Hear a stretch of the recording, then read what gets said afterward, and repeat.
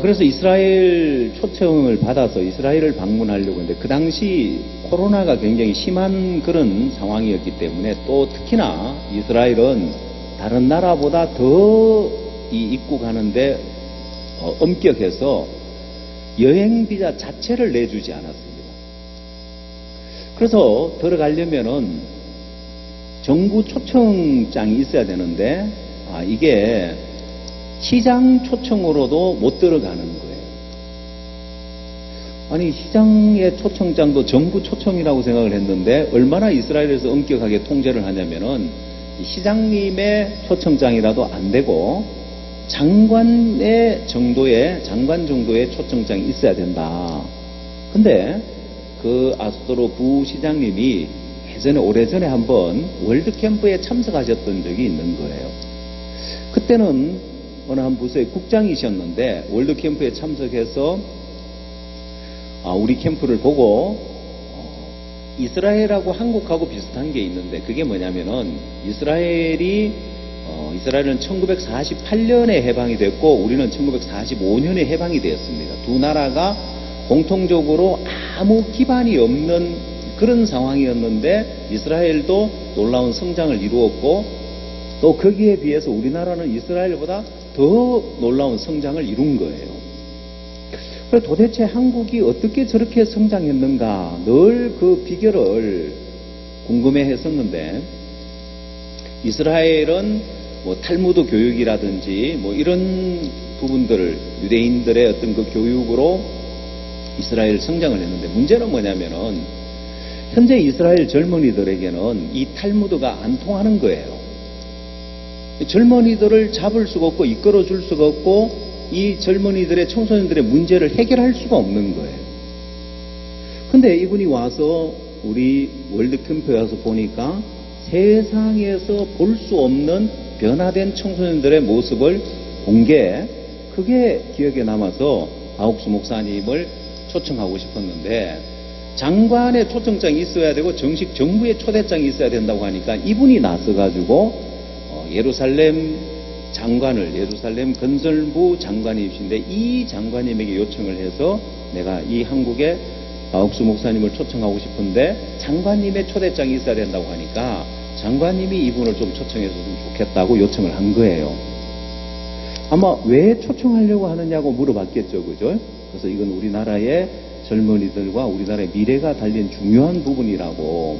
그래서 목사님에게 장관 초청장이 온 거예요. 그래서 너무 감사한 것이 원래 작년 10월 달에 들어가려고 했는데 시장 초청장이 와서 10월 달에 들어가려고 했는데 안 된다. 정부에서 정부 정식 초청장이라는 건 장관 이상의 초대장이 있어야 초청장이 있어야 된다고 해서 연기가 됐습니다. 그래서 10월 달에 일정을 목사님께서 이스라엘을 못 가고 다른 아프리카 나라를 방문하게 되셨는데 갔다 오셔서 한국의 더 K 호텔에서 기자회견이 있었습니다. 기자회견을 하는데 아프리카 대통령 면담을 하고 온 기자회견이었는데 기자들 가운데 특히 기독교 언론 가운데서 어떤 질문을 하냐면은 바욱수 목사님께서 이스라엘 정부로부터 정식 초대를 받았다고 하는데 사실이냐 그거 묻는 거예요. 아니 아직 갔다 오시지도 않았어요. 가지도 않았는데 기독교 언론들은 이슈가 목사님이 아프리카에서 대통령을 만나고 오고 아프리카 순방을 하고 온 이걸 궁금해하는 것이 아니라 이스라엘의 정식 정부 초대장을 받았다고 하는데 사실이냐고 묻는 거예요. 그러면 사실이지 우리가 거짓말 하겠냐는 거예요. 그래서 우리가 시장 초청장으로 초대를 먼저 받았었는데 그래서 정식 정부의 초대장이 있어야 된다 해서 연기가 되고 장관 초청장으로 이제 3월 달에 가게 되어진다고 답변을 했는데 물론 3월 달에 이스라엘 정부의 정식 초대장을 받아서 우리가 이스라엘을 방문을 했었는데 왜 기독교 언론에서 그렇게 큰 이슈가 되고 있을까? 우리는 그냥 이스라엘 정부의 초대를 받는 거구나라고 생각을 했는데 그게 기독교 교계에서는 큰 이슈가 되어지고 이 기독교 언론이 주목하고 있는 바가 있는 거예요. 그게 뭐냐면 성경 로마서 11장에 보면은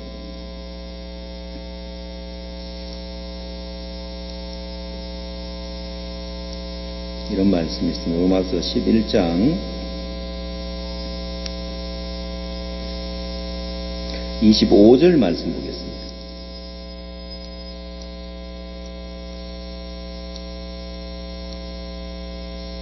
형제들아 너희가 스스로 지혜 있담을 면하기 위하여 이 비밀을 너희가 모르기를 내가 원치 아니하노니 이 비밀은 이스라엘의 충만한 수가 들어오기까지 이방인의 충만한 수가 들어오기까지 이스라엘의 들어는 완악하게 된 것이라. 그리하여 온 이스라엘이 구원을 얻으리라. 이 예언의 말씀이 있는데 여러분도 아시다시피 최근에 코로나로 인하여 전 세계 팬데믹이 왔다고 하는데 이 또한 예언에 있는 부분이에요. 처처에 기근과 지진과 온역이 있을 거라고 했는데 이 온역이 열이 나는 전염병, 열이 나는 질병을 온역이라고 하는데 이 코로나가 지금까지 전 세계 유례 없이 전 세계를 팬데믹을 가져다 온 병은 이 코로나인 거예요. 그래서 누가 봐도 마지막 때 일어날 이 온역이 일어나고 있는 데다가 자 그러면 이방인의 충만한 수가 들어오기까지 이스라엘이 완악하여졌다가 그 다음에 온 땅에 복음이 전거되고 난 다음에 유대인들이 이스라엘이 구원을 얻는데 과연 누가 이스라엘에 가서 복음을 전할 건가? 어떤 하나님의 종이 이스라엘에 가서 복음을 전할 건가? 이게 이제 이슈가 되고 있었는 거예요. 우리는 그냥 열심히 복음만 전하고 있었는데 기독교 교계에서는 마지막 때 누가 이스라엘에 복음을 전할 건가? 저희들이 이스라엘을 방문해 보니까 저도 처음 지난 3월달 이스라엘을 방문했습니다. 우리 마하나임 그 바이블 칼리지가 있었고 또 굿뉴스 신학교로 이름을 변경했습니다만은 거기 졸업생들은 이스라엘 성지 순례를 갔다 왔을 겁니다. 그래서 거기 강의를 하는 우리 교수진들이 다 한 번씩 갔다 왔는데 어떻게 우리 몇몇 목사님들이 저도 이제 그 중에 한 명이었습니다. 왜 안 갔는지 모르겠지만 뭘 하다 보니까 그렇게 못 갔었는데 저도 처음 이스라엘을 방문을 했는데 방문해서 보니까 이 말씀을 이루는 장본인이 되고 싶은 목사들이 참 많은 거예요. 그래서 성지 순례를 간다고 여행을 가가지고 막 이스라엘 사람들에게 전단지 뿌리고 전도한 목사들도 한둘이 아닌 거예요. 근데 왜 관심사가 박우수 목사님이 정부의 초대를 받아 간 것에 대해서 관심을 갖냐면은 지금까지 개신교 목사 가운데 어느 누구도 정식으로 정부 초청으로 이스라엘을 방문한 사람이 없는 거예요. 다들 자기가 성지순례로 여행을 간 거지 아무도 이렇게 초대를 받아 간 적이 없는데 박욱수 목사님의 정식으로 이스라엘 정부의 초대를 받아서 간다가 진짜냐고 확인을 하고 물어봤던 기자회견장에서 물어봤던 이유가 거기 있었습니다. 기적 같은 일인 거죠. 정부의 정식 초대를 받았다는 것이. 근데 그것만이 아니라 가기 전부터 이스라엘을 방문하기 전부터 박욱수 목사님께서 저희들에게 이야기하신 거예요. 내가 이번에 이스라엘에 가면 꼭 랍비와 만나가지고 내가 구약 성경을 가지고 복음을 전하고 싶다고 하시더라고요. 그걸 한 번 이야기하시는 것이 아니라 여러 번 이야기하시고 또 그들은 신약 성경을 안 믿고 신약 성경을 배척하니까 내가 구약만 가지고 랍비를 만나서 한번 이야기를 해보고 싶고 복음을 전하고 싶다. 여러 번 이야기를 하셨습니다. 그리고 우리가 미리 준비차 행사 일정보다 한 주가 먼저 이스라엘에 들어가서 행사 준비를 하는데 그래서 이스라엘은 이 말씀대로 이스라엘이 완악해져서 지금은 복음을 안 받아들이고 그렇기 때문에 이스라엘 선교사님이 있고 교회가 있지만은 아마 우리 선교 중에 가장 성장하지 않고 있는 교회가 이스라엘 교회라고 할 수 있습니다. 그것도 이 말씀대로 지금 완악해져 있는 거예요, 보면은. 그래서 행사를 할 수 있는, 지금까지 한 번도 세계 대회를 한 적도 없고 박 목사님을 모시고 큰 집회를 한 적도 없고, 그 교회 기반이 약한데, 그리고 이제 행사를 하려고 보니까 사실은 처음에는 아무것도 준비가 안 된 상태였는데, 여러 목사님들이 이스라엘 자주 들어가서 준비를 하고, 또 러시아 목사님, 또 에티오피아 목사님, 이런 분들이 와서 돕고 했는데, 왜냐면은 이스라엘에는 러시아계 유대인들이 많이 있는 거예요. 그리고 또 에티오피아계 유대인들도 많이 있는 거예요. 그래서 행사 일정들이 그 목사님이 이스라엘을 방문하는 기간 동안에 뭐 러시아 유대인들을 위한 뭐 기독교 CLF도 할 수 있고 집회도 할 수 있고, 또 에티오피아 교회 목사님이 자기 교회를 내줘서 예배를, 주일 예배를 드릴 수 있도록 예배당을 내주고 그 교인들을 다 모아주고, 또 매 시간마다 목사님 면담할 수 있는, 그러니까 새벽 시간에도 목사님 시간이 부족해서 새벽 시간에도 기빈들과 면담할 수 있는 뭐 러시아 TVN 방송국 그런 사장님과의 어떤 그런 면담이나, 또 목사님 그 TVN에 가서 생방송으로 또 인터뷰하는 내용이나. 그래서 저희들 사전 답사를 해보니까 그 TVN 방송국이 예루살렘 성벽 있는 데 있어가지고 스튜디오 커튼을 탁 젖히고 베란다에 딱 나가면은 목사님 인터뷰한 내용이 나올 겁니다. TVN 방송에 여자 사장님과 인터뷰한 내용이 나오는데, 그 뒤를 보면 예루살렘 성벽이 쫙 보여요. 보면 굉장히 이제 전망이 멋있는 곳이고, 생방송으로 목사님이 인터뷰도 하시고 여러 스케줄이 다 잡혔습니다. 근데 랍비와의 면담은 안 잡히는 거예요. 장주현 선교사님에게 랍비하고 목사님하고 면담할 사람이 없냐 하니까 없대요. 왜냐면은 장주현 선교사님이 랍비 여러 명을 만나봤는데, 만났다 하면 싸우고 끝난대요. 그것도 뭐 길게 오래 이야기하는 게 5분 10분 만에 싸움이 일어난대요. 그들은 예수님을 인정 안 하고 신약 성경을 안 믿고 이러니까 대화가 안 되어진대요. 다 싸워가지고 지금 사귀어놓은 랍비가 한 명도 없대요. 그래서 야, 목사님 랍비와 만나서 교제를 하고 싶다 했는데, 그렇지만은 뭐 비록 랍비는 못 만나지만은 대사님들도 한 명 한 명 만나려고 하니까 시간이 너무 부족해가지고 대사님들을 전체 다 모아가지고 한 번에 같이 목사님과 면담 시간을 잡는다든지 스케줄은 빡빡하게 많은 행사가 잡혔습니다. 그래서 뭐 예루살렘에서 예배를 드리는 일들이나, 또 홀로코스트 기념 음악회를 하는 거나, 또 불임절 기념 음악회를 하는 거나, 매 시간 행사들은 다 잡혔는데, 그래서 비록 랍비와의 면담은 안 잡혔지만은 다른 행사들이 많이 잡혔으니까 이렇게 진행하면 되지. 이거는 옛날 사고방식이고, 아니 목사님이 랍비와 내가 교제를 하고 싶다고 했으면 다른 거 다 두고라도 그걸 추진해야 되는 거예요. 왜? 그게 하나님이 뭔가 하시고자 하는 뜻이 있고 길이 있기 때문에.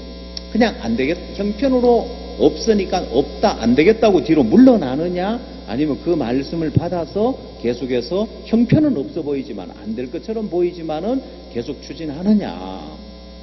그래서 안 된다, 랍비와의 면담이 있어야 된다. 근데 없는 랍비를 갖다가 어디서 구해가지고 옵니까? 그러니까 또 목사님 말씀을 마음으로 받는 종이 또 있었는데, 우리 오영신 선교사님이라고 이스라엘에 있는데, 이 목사님은 그냥 단순하게 목사님 말씀하신 걸 또 그대로 받아요. 근데 우리 진행부 목사님이 가서 안 된다, 랍비와의 면담이 있어야 된다고 하니까, 그리고 이스라엘에 있는 선교사님은 랍비를 사귀어놓은 랍비도 아무도 없고 데려올 랍비도 아무도 없는데, 이 선교사님이 길에 지나가는데 랍비처럼 생긴 사람이 있더래요. 그래서 당신 랍비냐 하고 물어보니까 랍비라 하는 거예요.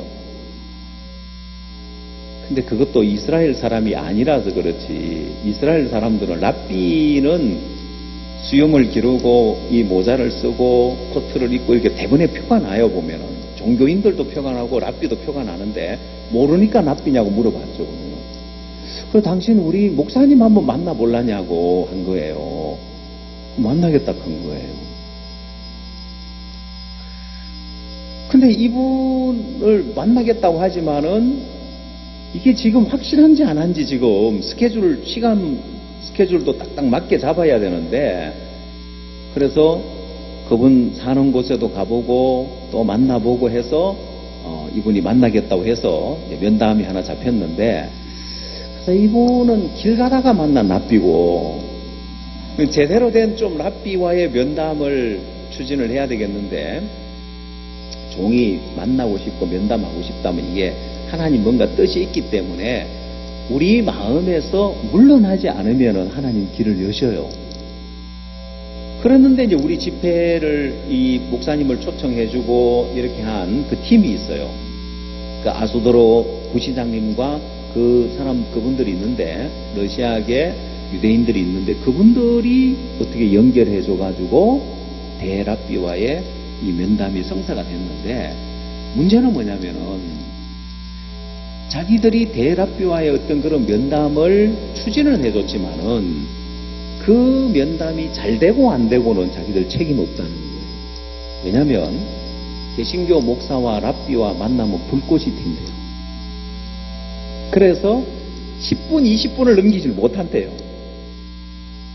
근데 면담 장소에서 제가 중간에 그게 식당이었습니다. 식당에서 그래도 계산은 우리가 해야 안 되겠냐고 해서 밥은 우리가 사드려야 되겠죠, 보면은. 그래서 이제 그 부분을 이야기를 하느라고 밖에 잠깐 나왔는데, 우리를 소개해 준 분들, 부시장님, 아수도로 부시장님하고 그 러시아계 유대인하고 이분들이 밖에 나와서 자기들끼리 막 이야기를 하고 있는 거예요. 뭐라고 이야기하냐면은 이건 기적이다 하고 이야기하는 거예요. 아니, 개신교 목사와 랍비와 만나가지고 지금 30분 넘게 이야기를 하고 있는 거는 기적이다는 거예요. 근데 30분이 아니라 1시간이 넘어가고 1시간 30분이 넘어가고 2시간 가까이 이야기를 했었거든요. 어떻게 그렇게 이야기가 길게 되어진지 압니까? 제가 그 현장에 있었습니다.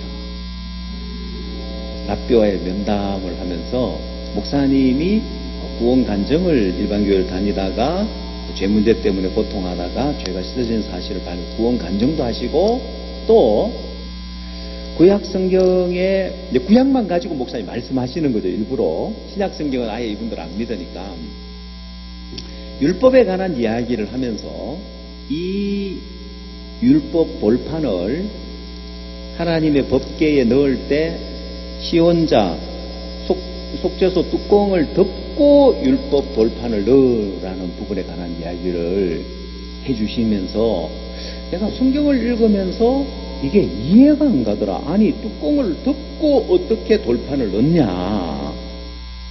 내가 이해가 안 갔다. 그러니까 이제 랍비께서 히브리어 성경에는 그렇게 안 돼 있겠지 그러는 거예요. 왜냐하면은 그러니까 우리가 이방인들이 가지고 있는 성경은 번역이 잘못돼서 그렇겠지. 히브리어 성경에는 뭐라고 돼 있나. 옆에 장기훈 선교사님이 핸드폰으로 히브리어 성경을 찾아서 딱 보여주면서 히브리어 성경에도 그렇게 돼 있다. 바로 이 장면입니다. 확인해 보는 거 있는 거예요. 히브리어 성경에도 과연 그렇게 돼 있는가. 그래서 목사님 계속 말씀 이어가니까 1분만 하면서 본인이 직접 확인하겠다는 거예요. 이게 명장면입니다. 예.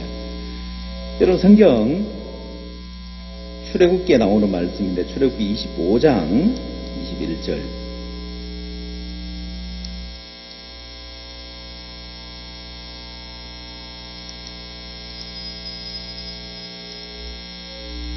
출애굽기 25장 21절 말씀드렸습니다.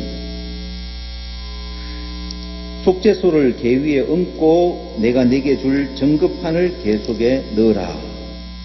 이 속죄소는 이제 법궤 뚜껑을 이야기하는데 이 석재수를 개 위에 얹고 전급판을 그 속에 넣으라는데, 아니 뚜껑을 덮고 어떻게 넣냐, 이게 궁금했다. 이게 이해가 안 갔다. 아니 뚜껑을 열고 넣어야지 어떻게 덮고 넣냐. 그러니까 이분이 에이 히브리 성경에는 그렇게 안 돼 있겠지 했는데 히브리 성경에도 그렇게 돼 있는 거예요. 근데 문제는 뭐냐면은 랍비인데, 그리고 대랍비인데, 수성 랍비인데, 이 랍비도 구약에 왜 법계 뚜껑을 덮고 율법 돌판을 넣으라고 하는지 이해가 안 가는 거예요. 그래서 목사님께서 그걸 바로 안 가르쳐 주시고, 나도 이게 이해가 안 가가지고 한동안 이것 때문에 많이 생각을 했었다. 어떻게 뚜껑을 덮고 돌판을 넣냐, 그걸 설명을 해준 거예요. 뚜껑을 열고 돌판을 넣고 닫는 시간하고, 뚜껑을 닫아놓고 살짝 들어 올리고 넣는 시간하고 어느 게 빨라요? 예, 뚜껑을 닫고 덮고 넣는 시간이 훨씬 짧죠. 율법 돌판을 보지 말라. 율법은 저주를 가져오기 때문에 율법 보지 말라는 거라. 아니 율법을 지켜라고 줄 것 같으면 율법을 그 위에 펼쳐놔야지 왜 이걸 법계에다 넣는데 그것도 최대한 빨리 집어넣도록 그렇게 하셨냐. 율법 지킬 수 없기 때문에 그렇다. 율법에 대한 설명을 하시면서 그 부분에 관한 이야기를 자세하게 설명을 해준 거예요. 이 랍비께서, 그러니까 지금 랍비가 지금 구약은 랍비가 잘 알고 신약을 갖고 이야기해가지고 대화가 안 되는 차원이 아니고 이 구약으로 가르침을 받는 거예요. 그래서 가만히 그 따라온 비서가 보니까 랍비께서 지금 구약을 갖고 이야기하는데도 목사님한테 지금 이게 지금 가르침을 받고 있으니까 자존심 좀 상했는가 봐요. 그래서 비서가 불임절에 대해서 이야기하라고, 불임절 모를 거라고 떨어져 있었거든요. 그러니까 히브리어를 할 줄 아는 사람이 아무도 없다고 생각한 거예요. 장주현 선교사님 옆에 있는데 설마 히브리어를 할 줄 아는 사람이 거기 있을 거라고 생각을 못하고 대놓고 히브리어로 이야기를 한 거예요. 그래서 또 랍비께서 불임절에 관한 이야기를 하는데 목사님이 12월 13일, 14일 날짜까지 이야기하니까 깜짝 놀라면서 그 성경에 안 나오는데 어떻게 아느냐고 이렇게 또 이야기를 한 거예요. 아니 에스더 성경에 나온다고 이야기를 하는 거예요. 그래가지고 랍비가 그 비서를 째려본 거예요. 비서가 도와준다고 도와준 게 오히려 더 지금 모르는 쪽으로 가버린 거예요. 근데 참 이 랍비께서 참 크신 분이더라고요. 왜냐하면 소인배면은 막 어거지로 막 이겨 먹으려고 하는 사람들이, 저도 막 어거지로 막 이기려고 하는 게 소인배죠. 누가 그런 걸 잘해요? 이쪽에 있는 분들이 주로 잘해요. 남자분들 그렇죠? 네? 여자분들은 막 부부 싸움하다 지면은 어거지로 막 이기려고 하죠. 그 아량을 다 베풀어 주십시오. 소인배라서. 제가 밥 얻어 먹을 수 있을런지 모르겠습니다. 예. 대랍비께서 야, 참 이분은 정말 큰 분이다. 왜냐면은 거기서 막 어거지로 이기려고 이렇게 하는 것이 아니라 하나하나 들으면서 이분이 막 나중에 뭐라고 이야기를 하시냐면은 내가 교황도 만나봤다. 근데 유대교를 통틀어서 개신교를 통틀어서 바옥수 목사님처럼 이런 영안이 밝고 영적인 분은 내가 만나보지 못했다고 그렇게 이야기하는 거예요.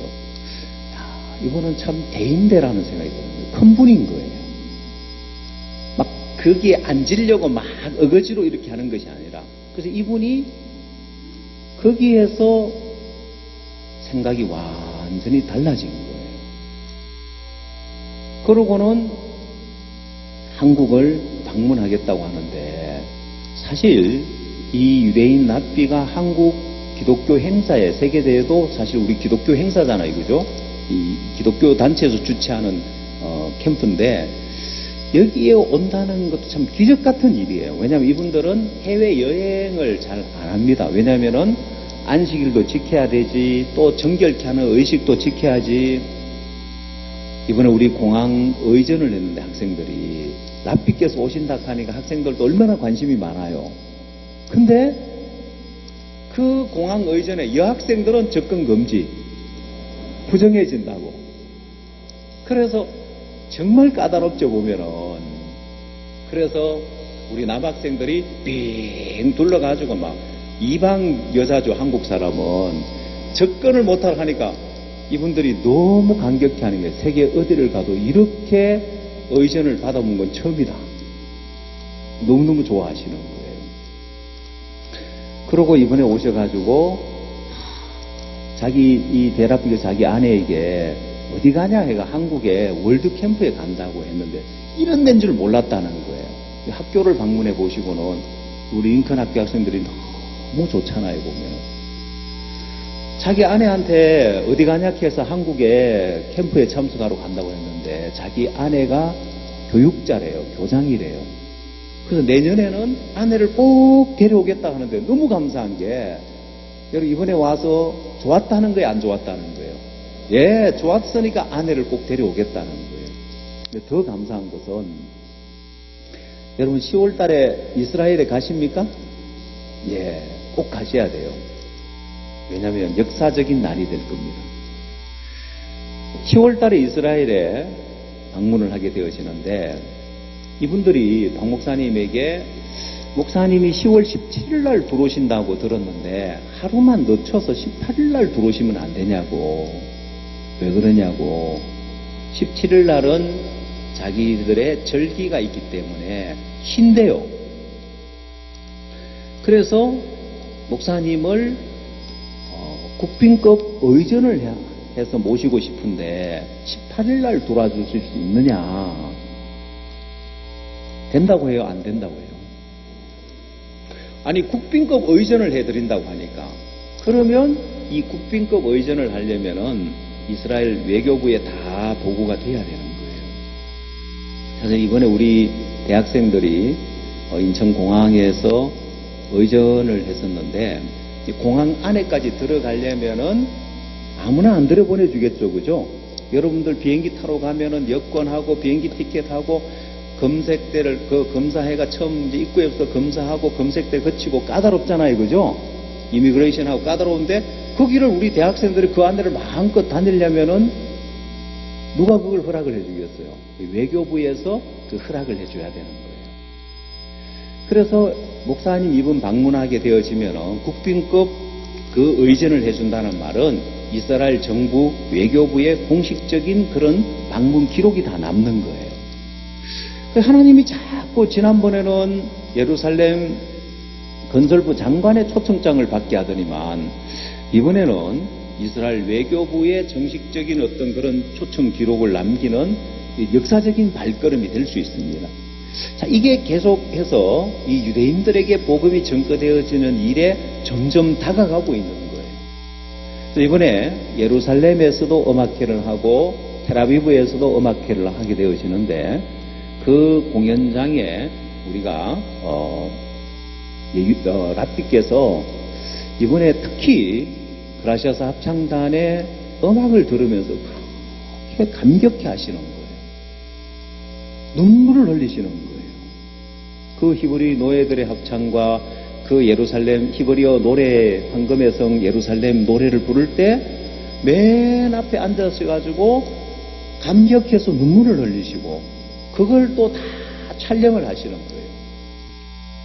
그러고는 식사하실 때도 그걸 틀어놓고 그라시아스 합창단 노래를 틀어놓고 식사를 하신대요. 너무 감사한 게, 그럼 음악회에 랍비와 또 유대인들 많은 분들이 초대돼서 오겠죠, 그죠? 또 참 감사한 게 뭐냐면은 우리 성교의 목사님이 복음 전한 60주년이 올해고 10월 달인데 그때 그걸 기념해서 이스라엘 예루살렘에서 음악회를 한다는 너무 감격스러운 일이고, 또 참 좋은 게 이스라엘과 한국과 수교 맺은 지가 60주년이 되는 해예요. 너무 이게 맞아떨어지는 거예요. 그래서 이번 예루살렘 음악회가 또 기대가 되어지고, 또 텔아비브에서도 음악회는 기대가 되어지고, 많은 유대인들이 구원을 받을 거라고 우리 마음에 소망을 갖는데, 이게 하나님이 일들을 하나하나 이루어 가시는데, 제가 또 마음에 늘 언제 하나님의 이 약속이 이루어질까? 땅끝까지 복음이 전파되어야 그제서야 끝이 온다고 했는데, 우리가 전 세계 100여 개 나라의 웬만한 나라에는 선교사님들이 다 파송돼서 복음을 전하고 있는데, 그렇다고 해서 땅끝까지 복음이 전거되었다고는 할 수는 없는 거예요. 여러분, 우리나라 같이 이런 작은 나라에도 200개 교회가 전국에 있고 복음을 전해도 아직 복음을 못 들은 사람들이 많잖아요. 그죠?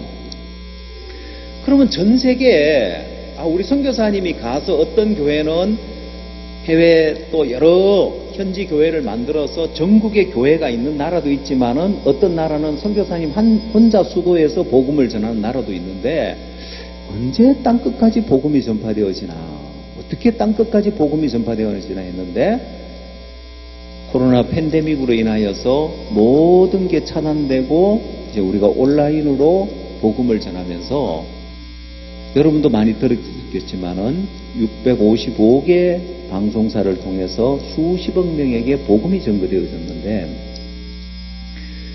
이것도 참 기적 같은 일인데, 그 과정 속에서 보면은 이제 코로나 팬데믹이 오고 온라인으로 성경 세미나를 하면서 박욱수 목사님 첫 번째 전 세계 성경 세미나 말씀의 간증이 배가 아프지만 나았다는 그 간증을 하셨습니다. 근데 목사님께서 이제 집회를 앞두고 준비를 하면서, 그게 목사님이 솔밭에서, 우리가 송오리에 있는 그 솔밭에서 텐트 치고 수양회를 할 때였는데, 그때 목사님이 배가 아프지만 나은 위궤양으로 위장이 종이짝처럼 얇아져서 의사가 언제 터질지 모르니까 매운 거, 짠 거, 자극적인 음식 드시면 안 된다고 했는데, 어느 날 목사님이 기도하고 구한 것은 받은 줄로 믿으라는 그 말씀을 보면서, 야, 기도하고 구한 걸 받은 줄로 믿으라면 내가 배 아픈 게 낫기를 기도했는데, 그럼 내가 나았다고 믿어야 되겠구나. 그럼 내가 믿으면 음식도 마음대로 먹어야지. 의사는 종이짝처럼 얇아져 있어 터지면 죽습니다. 말씀은 기도하고 구한 것은 받은 줄 믿어라. 내가 형편을 따라갈 거냐, 말씀을 믿을 거냐? 말씀을 택한 거죠. 그리고 처음에는 아이고 배야, 먹자마자 아이고 배야 하고 화장실을 가야 했지만은, 그 이후에 정말 기적같이 배가 깨끗하게 나았고, 그 간증을 수양회 하셨고, 많은 사람들이 그 간증을 듣고 병이 나았습니다. 그 목사님이 그게 몇 년도였지 하고 근데 기억이 안 나는 거예요. 나중에 보니까 목사님 그 설교 다이어리에 목사님 말씀 전하는 것들을 쭉 수년 동안 말씀 전하는 다이어리로 다 기록이 돼 있는데, 거기에 이제 나와서 이제 그 말씀을 전하셨는데, 그는 저는 목사님이 저 간증을 하시는갑다고 생각을 했는데, 여러분, 그 팬데믹이 와서 의료 체계도 붕괴되고 해줄 수 있는 것도 아무것도 없고, 약도 없고, 정부가 해줄 수 있는 것도 아무것도 없는 상황에서 그야말로 팬데믹이 온 거죠. 그 상황에서 유일한 희망은 박욱수 목사님의 메시지, 배가 아프지만 나았다, 기도하고 구한 것은 받은 줄로 믿으라는 이 말씀이 그야말로 신의 한 수였습니다. 왜냐하면 전 세계 방송사에서 국민들이 코로나로 인하여서 지금 불안해하고 지금 어려워하고 있는데 해줄 수 있는 게 아무것도 없는 거예요. 심지어 여러분, 초기에는 그랬죠. 코로나 걸리면은 가족들이 장례도 못 치르고, 마지막 돌아가시는 분 월급을 못 벌 뿐만 아니라 장례도 못 치르고, 정부에서 어디가 시신을 처리해버리고 장례도 못 치렀으니까 이런 재앙이 없었죠, 보면 지금까지. 그들에게 유일하게 희망이 되는 게 아프지만 나았다는 메시지였습니다. 여러분, 방송사에서, 전 세계 방송사에서 그 메시지를 내보내주겠다는 거예요. 어떤 선교사님은 방송국에 찾아가서 이 방송을 내보내느냐 하면 누가 결정해요? 편성국장이 이걸 결정을 합니다. 방송을 편성을 하는 거죠. 찾아가서 국영방송에 찾아가서 메시지 내달라고 하니까 말도 안 되는 소리 하지 말라는 거예요. 여러분 30초짜리 광고 내달라고 해도 공짜로 안 내주잖아요. 그죠? 근데 1시간 설교한 거, 그것도 뭐 설교 1시간에 여러 편인데 성경 세미나 말씀을 내달라고 하니까 말도 안 되는 소리 하지 마라. 선교사님이 한번 들어나 보고 결정하라고. 편성국장이 그 말씀을 들으면서 깜짝 놀란 거예요. 배가 아프지만 나았다는 이건 내만 들어야 될 게 아니라 우리 온 국민이 다 들어야 할 메시지다 하면서 박옥수 목사님 성경 세미나 말씀을 시리즈로 다 내보내주는 거예요. 처음에는 127개 방송사에서 내주다가 655개 방송사에 내주다가 그 이후에는 더 많은 방송사에서 이 설교 방송을 내준 거예요.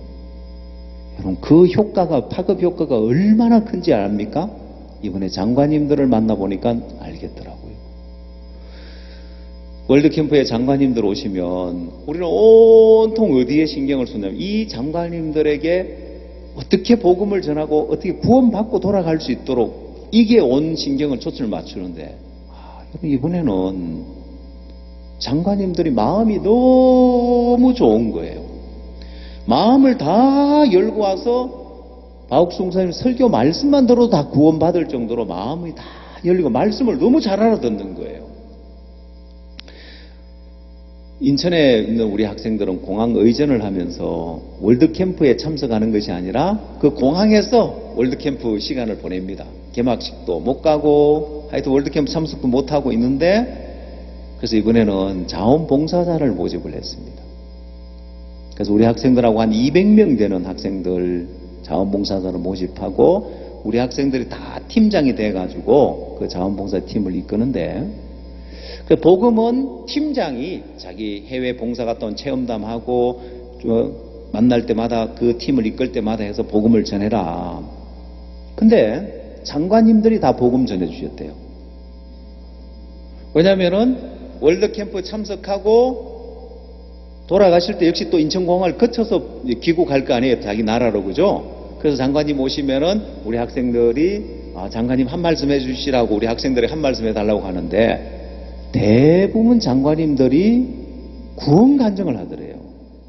이분 월드캠프에 참석해가지고 구원 간증을 자세히 하시는데 복음을 다 전해주는 거예요. 너무 좋았다고 우리 학생들이 그렇게 이야기를 하는 거예요.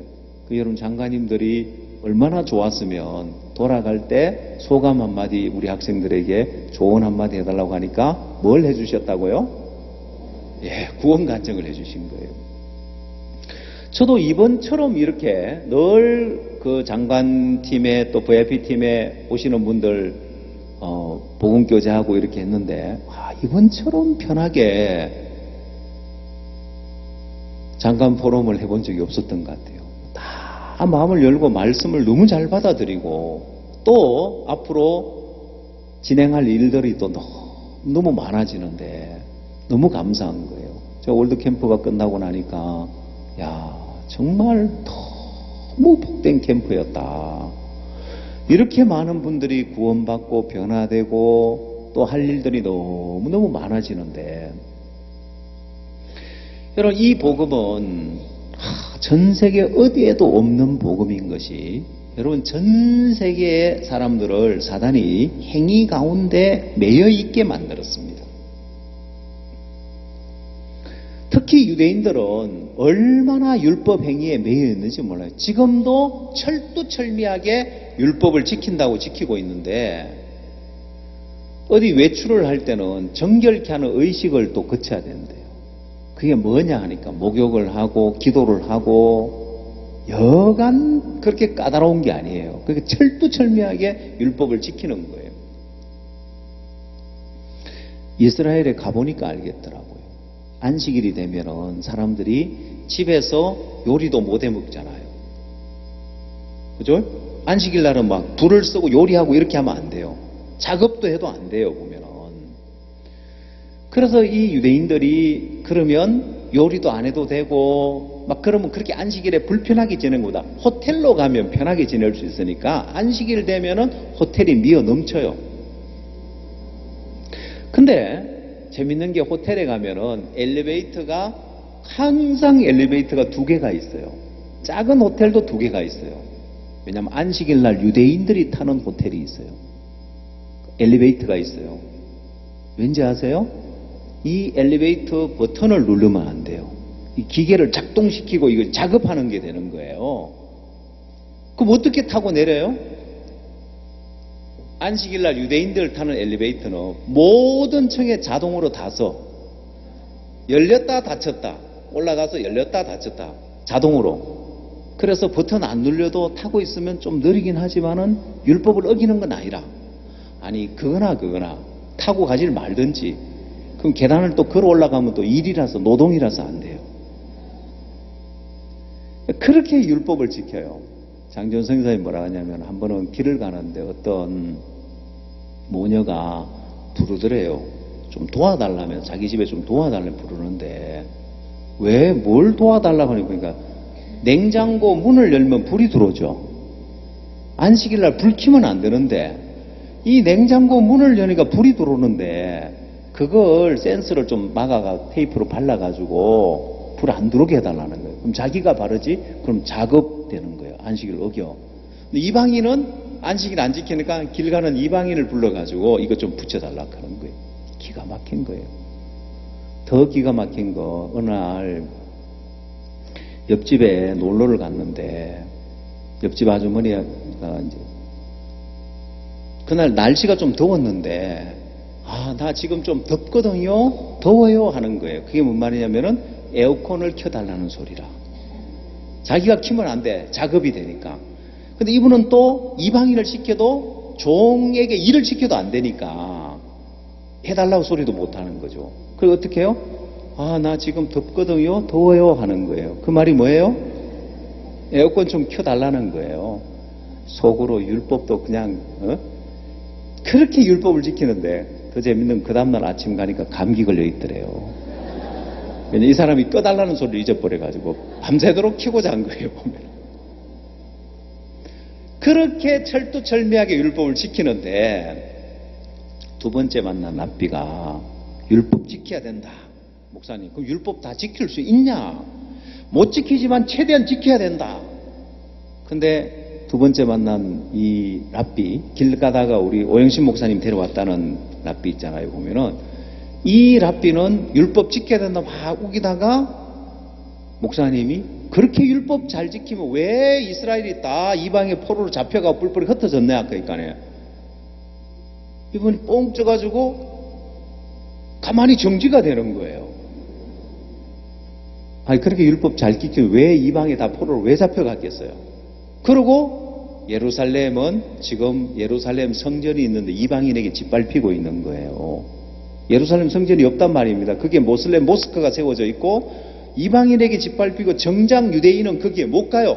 그 자리에. 우리 이방인이니까 거기 갈 수 있는데 유대인들은 그 입구 모스크 올라가는 예루살렘 성전이 있던 자리에 계단 그 입 앞에까지 가게 못 가고 더 이상 못 가는 거예요. 접근도 못 하는 거예요. 자기들이 성전이 있었던 그 자리에는 발도 못 들어오는 이방인에게 짓밟히고 있는 거예요. 그렇지. 율법 그렇게 잘 지키면 왜 이방의 포로로 잡혀가고 예루살렘은 지금 이방인에게 짓밟히고 있을까요? 못 지켰다는 이야기죠. 여러분 하나님이 우리 인간에게 이 율법 행위에 매여 있는 동안은 자유케 될 수가 없는 거예요. 사실 죄에서 자유케 되어지려면은 이 행위로는 우리가 아무리 선하게 살고 아무리 노력해도 자유케 될 수 없다는 사실을 깨우쳐 주려고 율법을 주신 거예요. 자, 그래서 율법을 지키려면 어느 정도 지키라고 주님 말씀하셨냐면은 갈라디아서 3장을 찾아보십시오. 갈라디아서 3장 10절.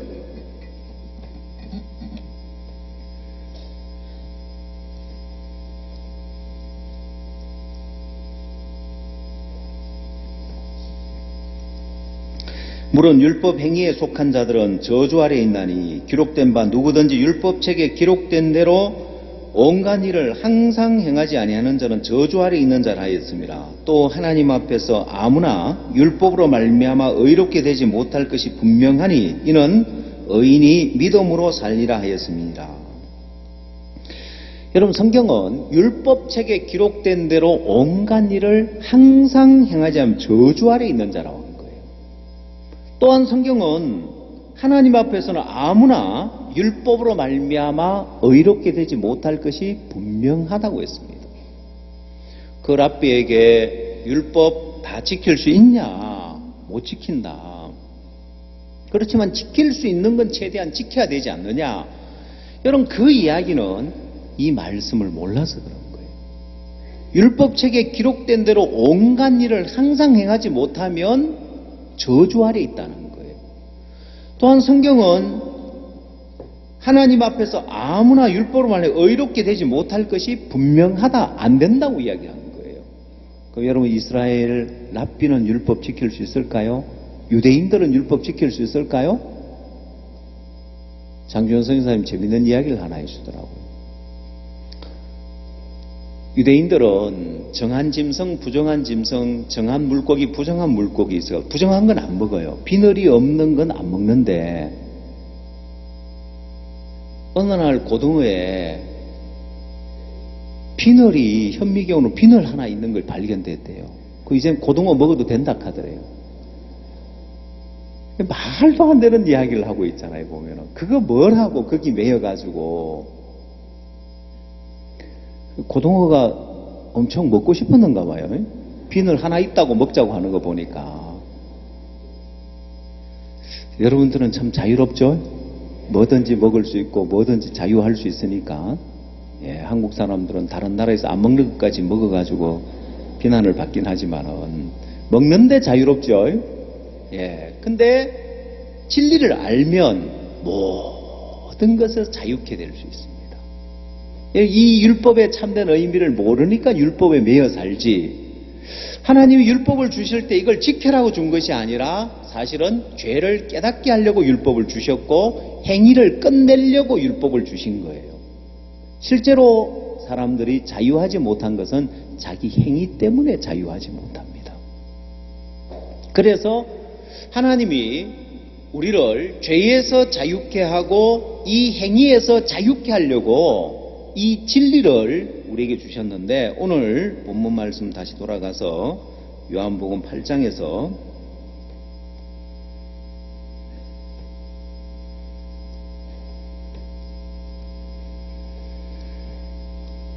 32절,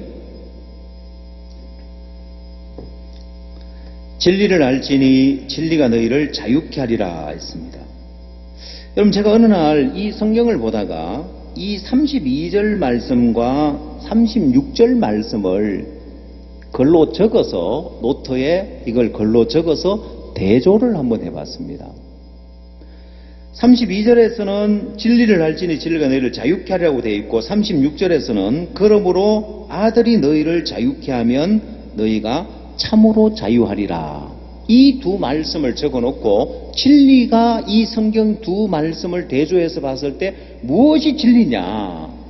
아들이 너희를 자유케 하면 너희가 참으로 자유하리라. 진리가 너희를 자유케 하리라. 그러면 진리는 아들이 무엇을 하는 것이 진리예요. 내가 뭘 하는 건 진리가 아니고 아들이 하는 것이 진리라는 거예요. 아, 진리는, 진리가 너희를 자유케 하리라는 이 말씀을 왜 32절에서 36절에서 두 번 이렇게 기록을 해놨느냐? 하나님 우리에게 진리의 개념을 먼저 잡아주려고 하는 거예요. 진리라는 것은 내가 하는 것은 다 거짓된 것이고 아들이 하는 것만 참된 것이다. 이걸 우리에게 알려주기 위해서 이 요한복음 8장에서 이 두 말씀을 지금 연달아서 이야기를 하고 있는 거예요. 자, 그러고 보면 죄를 내가 씻으려고 하는 것은 진리가 아니에요. 자, 그러면 오늘날 대부분 교회에서 원죄는 예수님 십자가에 씻었고 자범죄는 우리가 회개해서 씻어야 된다. 그러면 내가 죄를 씻는 것은 진리예요? 진리가 아니에요? 진리가 아니에요. 아들이 하는 게 진리니까. 내가 죄를 씻으려고 하는 건 진리가 아니고, 그럼 진리가 아니면 어떻게 된다고요? 진리는 우리를 자유케 하지만은 진리가 아니기 때문에 우리를 얽매이게 만드는 거예요. 그래서 많은 사람들이 교회를 다니면서 20년, 30년, 40년 교회를 다녀도 날마다 죄인이고 날마다 죄짓고 회개하고 죄짓고 회개하고 얽매이는 이유가 뭐냐면 그건 진리가 아니기 때문에 그런 거예요. 자유케 되질 않는 거예요. 그러면 자유케 되는 건 뭐냐면은 예수님이 십자가에 죽으실 때 다 이루었다고 말씀하셨잖아요. 그죠? 그건 아들이 한 거예요. 누가 다 이루었다고요? 예, 그게 진리예요. 다 이루었다는 말씀은 세례 요한이 예수를 보고 세상 죄를 지고 하는 하나님의 어린 양이라고 했고 그 죄를 지고 십자가에서 예수님이 모든 죄를 다 씻었기 때문에 그게 진리가 될 수 있는 거예요. 내가 하는 것은 진리가 아니에요. 이렇게 구분하면은 신앙에서 굉장히 쉽게 진리인지 아닌지 구분되고 굉장히 쉽게 자유케 될 수 있습니다. 자, 그러면 아들이 하는 것만 진리고 내가 하는 것은 거짓된 것인데 이렇게 진리를 구분하면은 이건 누가 하는 거냐 하고 보면은 내가 하고 있네. 내가 율법을 지키려고 하고 있고 내가 말씀대로 살려고 하고 있네. 그럼 내가 하는 것은 진리가 아니에요. 그리고 자유케 되는 것이 아니라 하면 할수록 더 얽매이는 거예요. 그 유대인들이 얼마나 율법에 얽매여 가지고 철두철미하게 율법을 지키면 지킬수록 더 얽매이게 되고 더 자유케 되지는 못하고.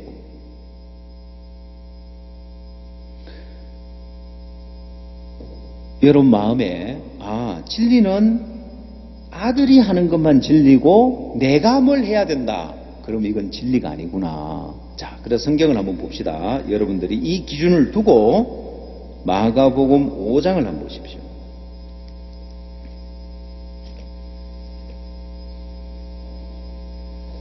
마가복음 5장 35절.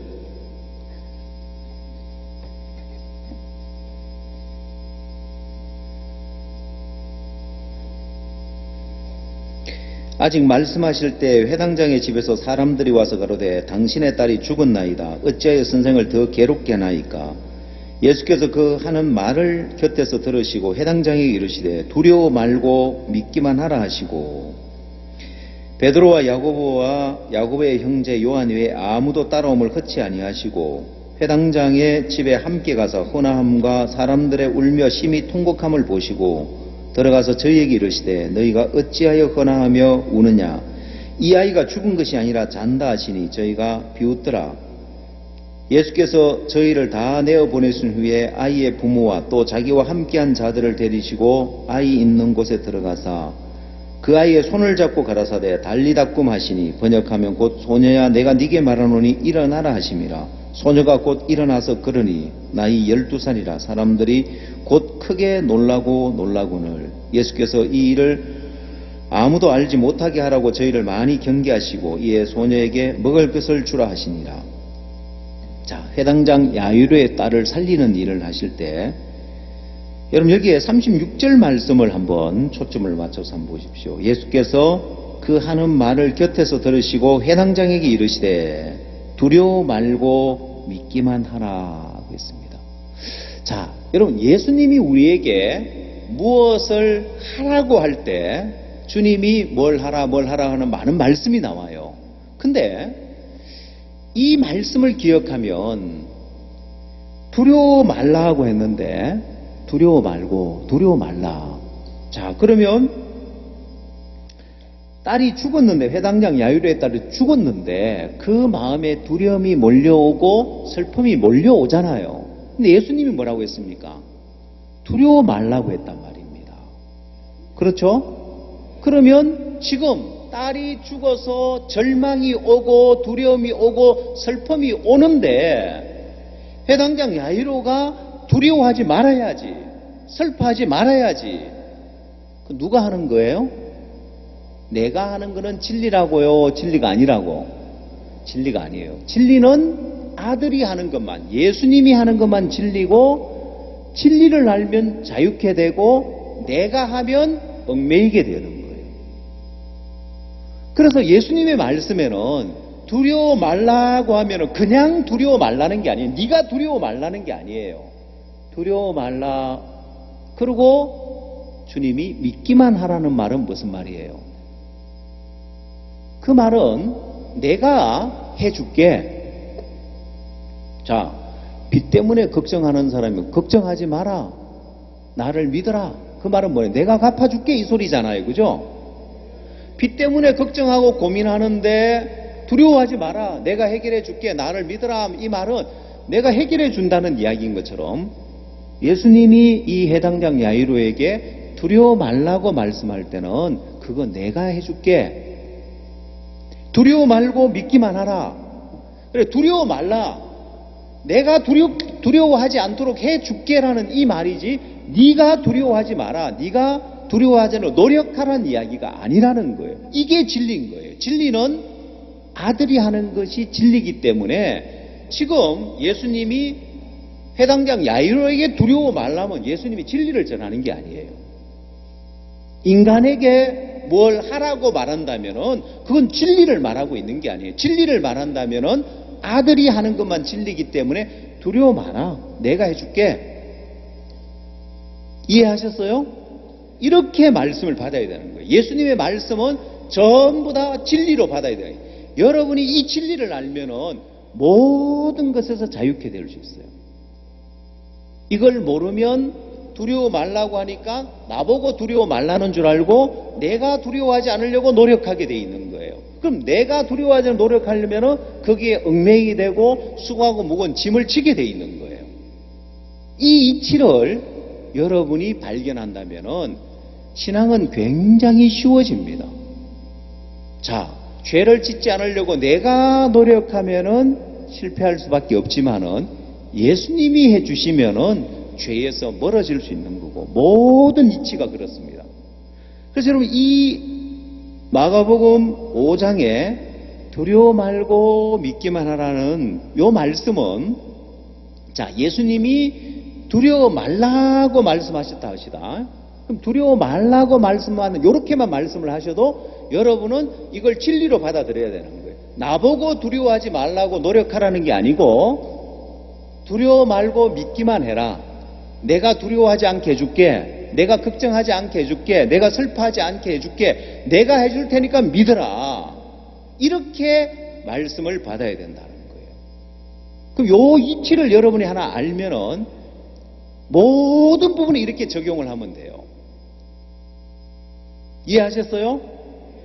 예. 그럼 잘 이해했는지 안 했는지, 대답만 이해하고 잘하는지, 실제로 이해를 잘했는지 안 했는지, 앞으로 한 장 넘어가서 마가복음 4장을 가지고 여러분이 정말 잘 이해했는지 한번 확인해 보겠습니다.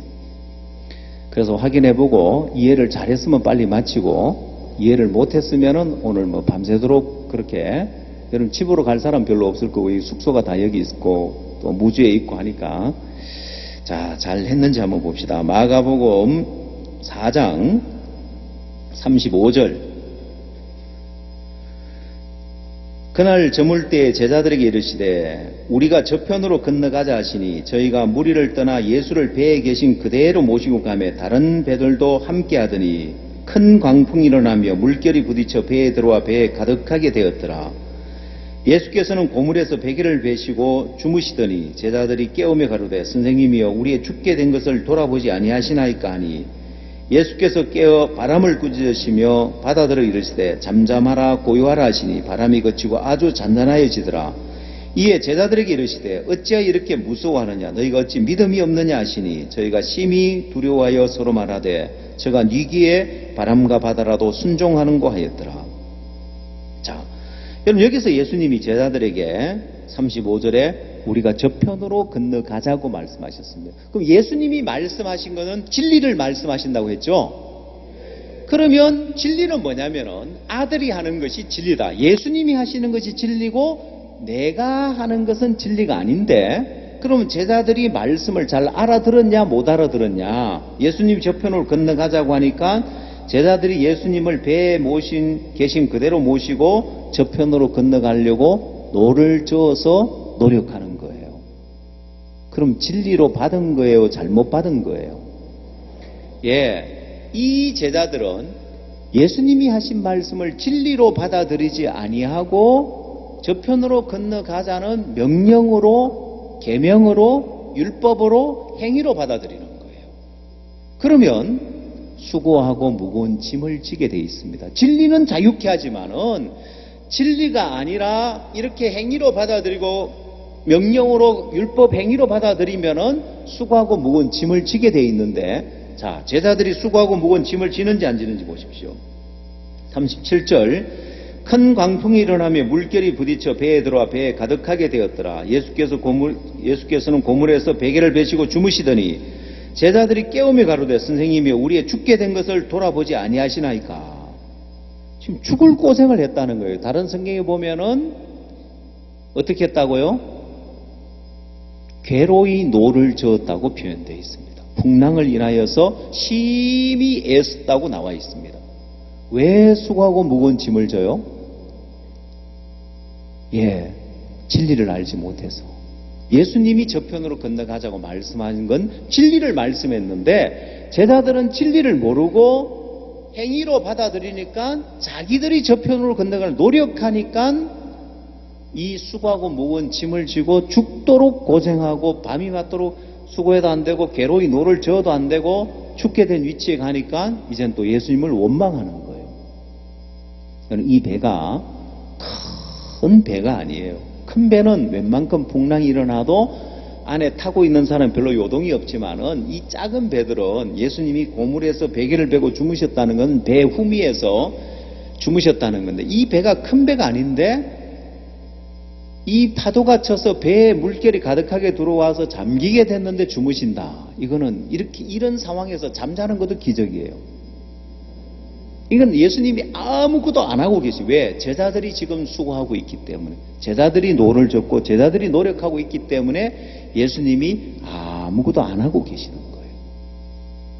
예수님은 진리를 말씀하셨습니다. 근데 제자들은 진리로 받아들이지 않고 행위로 받아들여요. 우리 보고 저편으로 건너가자는 이야기로 받아들이는 거예요. 이해되세요?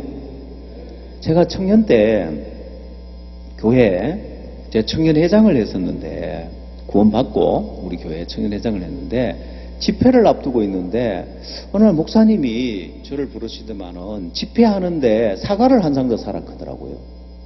그래서 제가 엄청 고민했습니다. 나 돈도 없는데, 그때 제가 대학생이었으니까 돈이 없죠. 막 핍박받고 신앙할 때였으니까. 그리고 엄청 고민했는데 한참 지나니 자유케 되더라고요. 아니, 목사님이 내가 돈이 없는 것 뻔히 아시는 나보고 사과를 한 상자 사라고 한 게 아니고 청년회에서 사라고 한 거였어요. 내가 청년회장이니까. 그러니까 어떻게 됐을까요? 아니, 내가 무슨 돈이냐 사과를 어떻게 사나 했는데, 아니, 목사님 나보고 사라는 게 아니고 집회하니까 청년회에서, 그럼 청년회에서 사는 건 쉬워요, 어려워요? 쉽죠. 내가 사는 게 아니니까. 청년회 물질이 있으니까. 나보고 하라는 이야기로 받으니까 엄청 부담스럽다가, 아니지, 나보고 하라는 이야기가 아니고 청년회에서 하라는 이야기니까 자유케 되는 거예요. 여러분, 이 제자들이 왜 지금 괴로이 노를 젓냐면은 자기들 보고 노를 져서 저편으로 건너가라고 한 줄 알고 지금 괴로이 노를 젓고 있는 거예요. 근데 말씀을 자세히 보면은 예수님이 제자들에게 노를 저어서 건너가라고 한 적 없어요. 성경을 보십시오. 35절. 그날 저물 때 제자들에게 이르시되 우리가 저편으로 건너가자 하시니 했죠. 누가요? 우리가 건너가자고 했습니다. 그러면 이 우리에는 예수님하고 제자들이 포함되어 있죠. 그러면 예수님은 어떤 분이에요? 전능한 하나님의 아들. 그렇죠? 전능한 하나님의 아들이고 제자들은 무능한 그냥 제자들인데, 우리가 저편으로 건너가자 할 때 예수님이 제자들에게 기대를 뒀을까요? 아니요. 예수님이 하겠다는 거예요. 내가 하겠다는 거예요. 근데 문제는 뭐냐면은 이 제자들이 진리를 모르니까 전부 다 행위 가운데 들어가는 거예요. 내가 저편으로 건너가려고 또 그 배에는 어부 출신의 베드로, 야고보, 요한이 있는 거예요. 그러니까 이들은 갈릴리 바다에서 잔뼈가 굵은 사람들이고 노 젓는 거 하나는 그래도 자신 있는 사람들이에요. 그러니까 얼른 행위 가운데로 들어가는 거예요. 이 잘하는 사람일수록 빨리 행위 가운데 들어가고 잘하는 사람일수록 늦게 포기를 해요. 여러분, 세리, 마태나 의사 누가밖에 없었으면 어떻게 했을까요? 예수님을 빨리 깨웠을까요? 늦게 깨웠을까요? 자, 베드로, 야고보, 요한, 안드레, 어부 출신 어디 가고 없고, 이 배에 다른 제자들, 세리, 마태가 타고 있고 의사 누가가 타고 있었으면 예수님을 빨리 깨웠을까요? 늦게 깨웠을까요? 빨리 깨웠죠. 예, 그게 잘하는 거라니까요. 대부분 사람들이 이 말씀을 전부 다 율법 행위에 관한 말씀으로 받아들이는 거예요. 자, 해당장 야이로에게 두려워 말라고 말씀하는 것은 네가 두려워하지 말라는 이야기가 아니에요. 두려워 말라. 내가 너로 두려워하지 않게 해주겠다는 거예요. 믿기만 하라는 거예요. 자, 저편을 우리가 저편으로 건너가자. 그 말은 무슨 말이에요? 네? 내가 저편으로 건너가게 해주겠다. 믿기만 하라는 이야기예요. 이게 진리를 아는 사람들이에요. 진리를 모르는 사람들은 전부 다 내가 나서고 내가 하려고 하는 거예요. 그러면 수고하고 무거운 짐을 지게 되어 있습니다. 저편으로 건너가려고 하니까 수고하고 무거운 짐을 져야 되는 거예요. 괴로이 노를 져야 되는 거예요. 자, 여러분, 진리를 알지니 진리가 너희를 자유케 하리라고 했고, 그 다음 말씀이 뭐라고요? 그거하고 비교되는 말씀이 아들이 너희를 자유케 하면 너희가 참으로 자유하리라. 이 두 말씀을 오늘 알고 있어야 돼요. 진리를 알지니 진리가 너희를 자유케 하라는 걸 알고 있을 거고, 이 말씀, 아들이 너희를 자유케 하면 어떻게 된다고요? 예? 너희가 참으로 자유하리라. 요 참으로도 잊어먹지 말아야 돼요. 자, 이 말씀이 무슨 말이냐면은 아들이 너희를 자유케 하면 너희가 참으로 자유하리라 했는데, 내가 하면은 어떻게 된다고요? 엉터리로 안 되게 돼 있어요. 예수님이 저편으로 건너가게 하면은 풍랑이 오든 무슨 일이든 하든 참으로 건너갈 수 있지만은 제자들이 하니까 풍랑이 오니까 못 건너가는 거예요. 조금만 변수가 생겨도 안 되는 거예요. 조금만 어려움이 생겨도 안 되는 거예요. 그게 율법을 지켜놓은 것도 내가 율법을 지켜서 의롭게 되려면은 조금만 죄를 지어도 죄인이 돼버리는 거예요. 온 율법을 지키다가 그 하나에 그치면 모두 범한 자가 된다고, 하나만 어겨도 죄인이 돼버리는 거예요. 그러나 예수님이 의롭게 하면 어떤 죄를 지었다 할지라도, 얼마나 죄가 많을지라도 예수님이 자유케 하면, 예수님이 어렵게 하면 참으로 의롭게 되는 거예요. 이게 진리예요. 내가 죄 하나 짓고 나면 죄인 돼버리는 그거는 진리가 아니에요. 참으로 의롭게 되는 게 아니에요. 아들이 의롭게 하면 참으로 의롭게 되는, 이건 어떤 죄를 지었다 할지라도, 얼마나 많은 죄를 지었다 할지라도, 십자가의 한편 강도, 평생을 강도짓 하다가 마지막 십자가에 못 박혀 죽으면서 예수님을 만났는데, 예수님이 자유케 하니까 평생을 죄 짓다가 마지막 순간에 죽기 전에 예수님을 만났는데 의롭게 됩니까? 안 됩니까? 천국에 가기에 조금도 부족함이 있어요? 없어요? 예수님이 네가 오늘 나와 함께 나그네에 있으리라 하면서 조금도 부족함이 없는 거예요. 예수님이 자유케 하면 참으로 자유케 되는 거예요. 예수님이 저편으로 건너가게 하면 바람과 바다가 순종했어라도 저편으로 건너가는데, 제자들이 그걸 이제 본 거예요. 아니, 저가 위기의 바람과 바다라도 순종하는 거, 예, 풍랑이 일어나든 무슨 일이 일어나더라도 예수님이 저편으로 건너가자 했고, 예수님이 하시면은 참으로 건너가게 돼 있습니다. 예수님이 두려워하지 않게 하면, 야이로의 딸이 죽었는데 내가 두려워하지 말아야지, 슬퍼하지 말아야지, 울지 말아야지가 아니라 예수님이 하니까 참으로 자유케 되더라. 두려워하지 않아도 되고 자유케 되어지는 이 세계.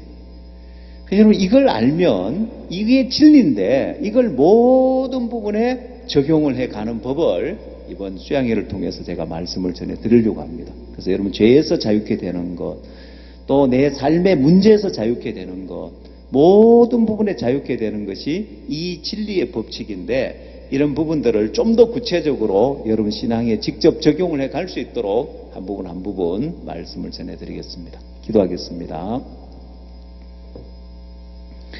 하나님 참 감사합니다.